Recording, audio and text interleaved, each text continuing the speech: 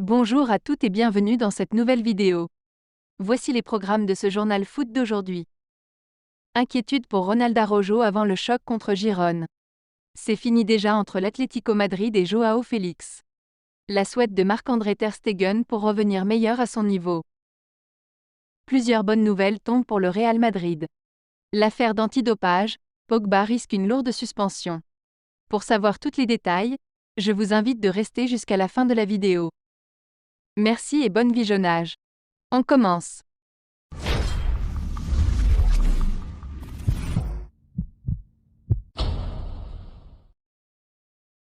N'ayant plus le statut d'attaquant vedette l'an passé à l'Atlético de Madrid qu'il a prêté à Chelsea en deuxième partie de saison, l'attaquant portugais Joao Félix semble s'éclater au FC Barcelone, son point de chute pour cet exercice.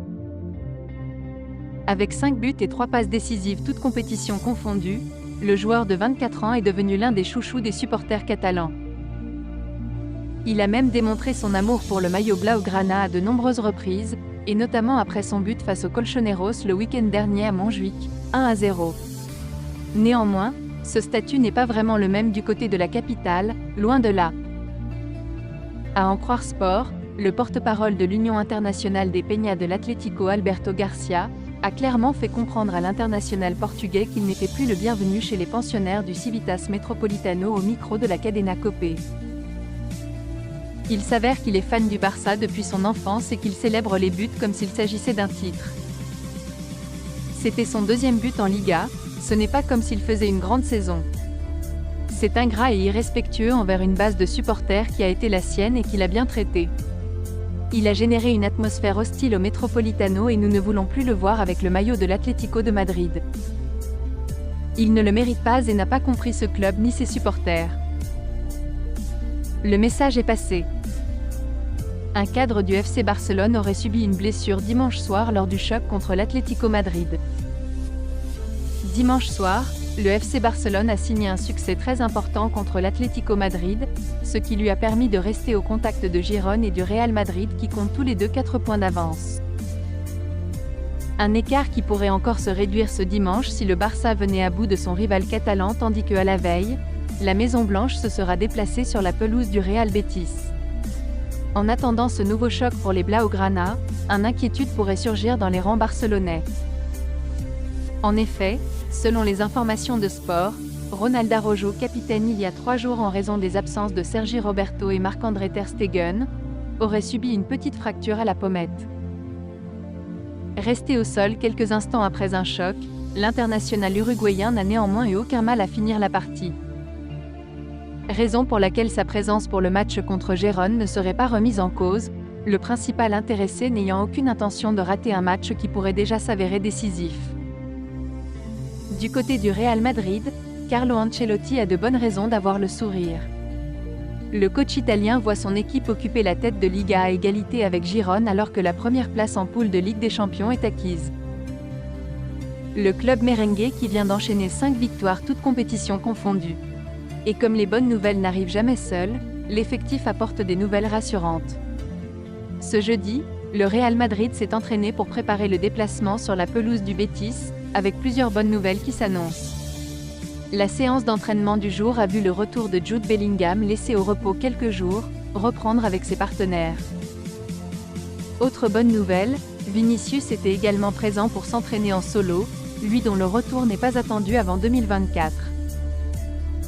Enfin, AS annonce que lors du match contre Villarreal dans 10 jours, Aurélien Tchouaméni et Arda Güler pourraient également faire leur grand retour. Marc-André ter Stegen a pris une décision lourde de conséquences. Absent depuis la mi-novembre, manquant ainsi les derniers rendez-vous du FC Barcelone et de l'équipe d'Allemagne, l'habituel dernier rempart catalan a annoncé à ses dirigeants qu'il allait subir une opération au dos pour résoudre définitivement ses problèmes récurrents à ce niveau. Afin de maximiser ses chances de revenir le plus tôt possible à la compétition, le natif de Mönchengladbach souhaite s'entourer des meilleurs médecins. C'est dans cette perspective que Sport nous informe que l'international allemand se rendra ce jeudi en France, en compagnie du médecin de l'équipe première espagnole Ricard Pruna pour être confié à un spécialiste. À l'issue de son passage sur le billard, Marc-André ter Stegen retournera à la cité sportive Juan Gamper pour entamer sa convalescence. En attendant, le jeune Iñaki Peña aura la lourde tâche de le suppléer dans les buts catalans, au minimum jusqu'en février prochain. Depuis plusieurs mois maintenant, Paul Pogba vit un enfer du côté de la Juventus. Après une première saison plombée par les blessures, l'international français a vu sa carrière basculer à la suite d'un contrôle antidopage après une rencontre face à l'Udinese. Il avait été testé positif à la testostérone. Résultat, le tribunal antidopage s'était saisi de l'affaire et Pogba avait été écarté du groupe professionnel de la Juventus. Il risquait ainsi une très grosse suspension. Et si pour le moment la sanction n'est pas encore tombée, on sait désormais ce que réclame le parquet dans cette affaire. Selon les informations de Tuttosport, le parquet antidopage après son enquête, a décidé de réclamer une sanction sévère à l'encontre de Pogba. En effet, une suspension de 4 ans a été demandée, une peine standard pour ce type d'infraction. Reste à savoir comment le Français va se défendre dans ce dossier pour pouvoir réduire considérablement cette sanction, même s'il convient de rappeler que le milieu a des circonstances atténuantes. La DHEA a été trouvée et non la testostérone, et peut augmenter les niveaux de testostérone. Mais les mauvaises nouvelles s'accumulent pour Pogba qui refuse toujours de s'exprimer. Riguardo Pogba non posso rispondere perché comunque ci sono altri giudizi che vanno fatti fino a che non è chiusa la questione, non posso rispondere. Per quanto riguarda invece Locatelli sta bene, a parte UEA sono tutti recuperati. Tornando su Pogba, senza commentare la situazione, però se in questi 3 mesi ha avuto modo di sparlargli, di sentirlo, per capire un po' come sta vivendo questa fase. Grazie.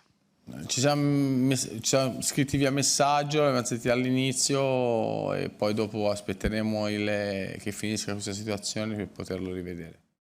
I think, Richie, to be fair to him, he was struggling with it from the start of the season, but from our point of view and the medical team's point of view, it was one that we thought we could sort of persist with till we got a good chance to sort of get some work on it. But it kind of, by the end of it, he was really struggling even at training. So, even though it wasn't great timing for us because it came at a time when we lost a lot of other players, we just felt, we needed to he needed intervention from a medical perspective, and he's worked hard with the medical team, the sports science staff, to be available. And talking to him and watching him, he feels a lot better in terms of that aspect of it. But like I said, he's missed a fair bit of training in that 3-4 weeks, so we just got to do some work with him over the next couple of weeks to get him back up to speed. Because again, we've got a fair few games, and we've been a little bit limited with how we can change things up during a game in the front third. So, having him available, either to start or to come onto a game is going to be invaluable. No lo sé porque no he estado con Griezmann, no he sido compañero suyo, no he estado aquí de entrenador. En eso no te puedo dar mi opinión. Lo que sí que te puedo decir es que está en un momento extraordinario. Me parece un futbolista muy capacitado, que se le ve contento, se le ve feliz disfrutando de su fútbol y que marca muchas diferencias en el Atlético de Madrid. Es un futbolista a vigilar y a tener en cuenta mañana porque me parece un futbolista excepcional y que trabaja mucho para el equipo. Así que me parece un gran futbolista.